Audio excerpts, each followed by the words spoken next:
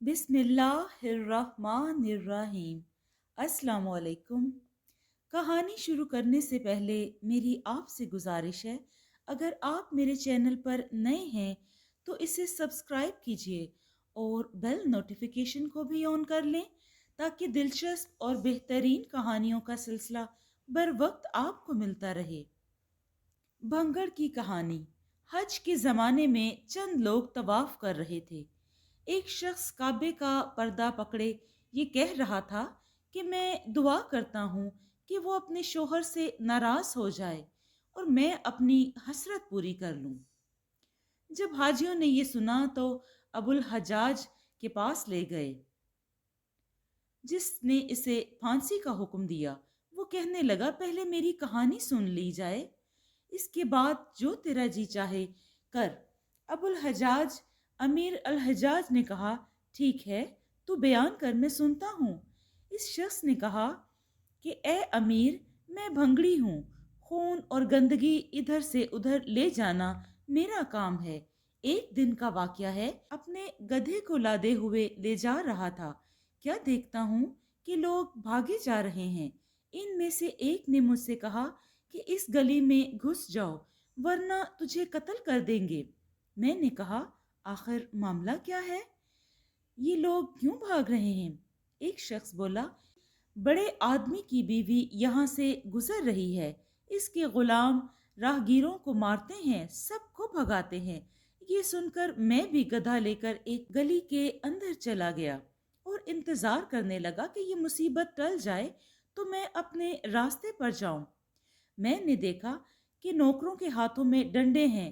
تقریباً 20 عورتوں کے درمیان ایک عورت ہے جو نہایت حسین و جمیل ہے۔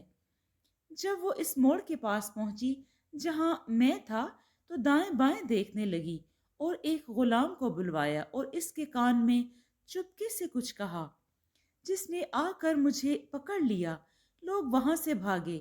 دوسرا غلام میرا گدھا لے کر چل دیا اور مجھے ایک رسی سے باندھ کر کھینچتے ہوئے روانہ ہوئے۔ میں نے اپنے دل میں کہا کہ آج غالباً نوکروں نے مجھے اس وجہ سے پکڑا ہے کہ ان کی مالکہ کو کہیں بدبو پہنچ گئی ہوگی تو اس کا جی متلانے لگا ہوگا، اور وہ مجھے ایک بڑے مکان میں لے گئے جس میں نفیس قالین بچھا ہوا تھا۔ میں اپنے دل میں ڈر رہا تھا کہ وہ یہاں مجھے ضرور سزا دیں گے، لیکن سزا دینے کی بجائے وہ مجھے ایک اچھے حمام میں لے گئے جو اس محل سرا کے اندر تھا۔ 3 کنیزیں اندر آئیں اور مجھے کہنے لگی کہ اپنے یہ گندے چتھڑے اتار ڈال۔ ان میں سے ایک میرے پاؤں ملنے لگی، دوسری نے سر دھونا شروع کیا اور تیسری میرے بدن کی مالش کرنے لگی۔ مجھے عمدہ کپڑے پہننے کو دیے، اس کے بعد مجھ پر گلاب چھڑکا۔ پھر میں ان کے ساتھ ایک دوسرے کمرے میں پہنچا جہاں ایک تخت بچھا ہوا تھا۔ اس پر ایک عورت بیٹھی تھی جو مجھے دیکھ کر کھڑی ہو گئی، مجھے اپنے پاس بلایا۔ پھر کھانا کھلایا گیا، میوے منگوائے گئے، شراب نوشی کا سامان بھی آیا۔ ایک کنیز ہمیں شراب پلانے اور گانے بجانے لگی، یہاں تک کہ ہم دونوں مدہوش ہو گئے۔ پھر ایک کمرے میں ایک قالین بچھایا گیا۔ پھر عورت میرا ہاتھ پکڑ کر وہاں لے گئی اور ہم دونوں صبح تک ساتھ سوئے رہے۔ پھر اس نے پوچھا کہ تیرا مکان کہاں ہے؟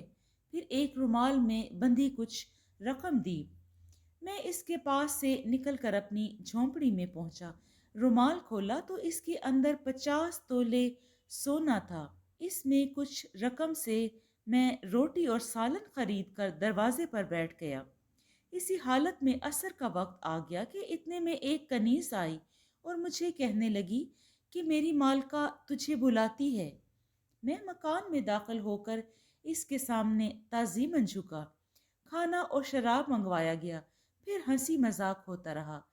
گزشتہ رات کی طرح میں اس کے ساتھ سویا۔ جاتے وقت اس نے مجھے ایک رومال دیا جس میں 50 تولے سونا تھا۔ اس طرح میں روزانہ عصر کے وقت جاتا اور صبح اس سے رخصت ہو کر اپنے گھر چلا آتا۔ 8ویں دن رات کے وقت سونے کی تیاری تھی کہ ایک کنیز دوڑتی ہوئی آئی اور مجھ سے کہنے لگی کہ اٹھ، بالا خانے پر جا۔ वहां पहुंचा ही था कि घोड़ों के टापों की आवाजें सुनाई देने लगी। खिड़की में से मैंने देखा कि एक खूबसूरत जवान चला आ रहा है। आगे आगे गुलाम और पीछे पीछे लश्करी हैं। दरवाजे पर पहुंचकर वो घोड़े से उतरा और मकान के अंदर आकर कमरे के अंदर दाखिल हो गया। तो देखता हूँ कि वो औरत बैठी है। इस जवान ने इसके हाथ चूमे। औरत ने इससे कोई बात नहीं की और वो बराबर खुशामद करता रहा, यहाँ तक कि वो रजामंद हो गई। वो इस रात इसके साथ सोया। फिर इसके लश्करी इसके पास पहुंचे और वह दरवाजे से निकल कर चला गया।